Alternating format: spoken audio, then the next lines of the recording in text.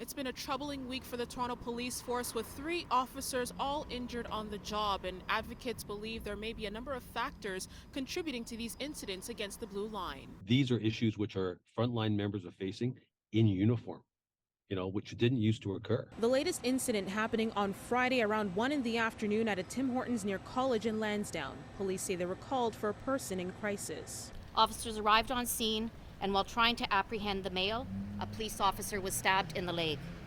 An officer then discharged their firearm. The officer and the 28-year-old suspect who was shot, both taken to hospital and are both in stable condition.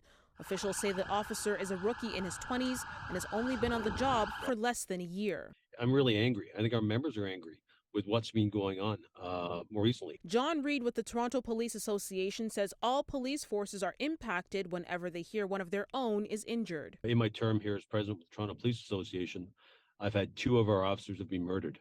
And having to deal with the litany of injuries that take place to our members. These are serious injuries. These aren't bumps and scrapes. These are broken bones, concussions, stabbings. This is the latest in a number of recent incidents involving police sustaining injuries in Toronto. On Monday night, police were called about an attempted carjacking on Yonge Street and Kingsdale Avenue in North York. During the arrest, an officer sustained a serious but non-life-threatening injury. Then about an hour later in the city's downtown core, a uniformed cop was walking in the Duncan and Queen West area when a man was speaking with the officer before allegedly assaulting them. A witness intervened. The officer sustained non-life-threatening injuries. Now, while these incidents are all isolated, Reed believes there may be a number of factors behind the growing aggression against those in uniform. There seems to be an underlying tension with everybody, whether it's kind of a leftover impact from the pandemic, I'm not sure. I think society as a whole seems to be a little more on edge. Reed, though, believes that respect can start to be rebuilt with a simple message. If you see a police officer, thank them. Thank them for the job they do.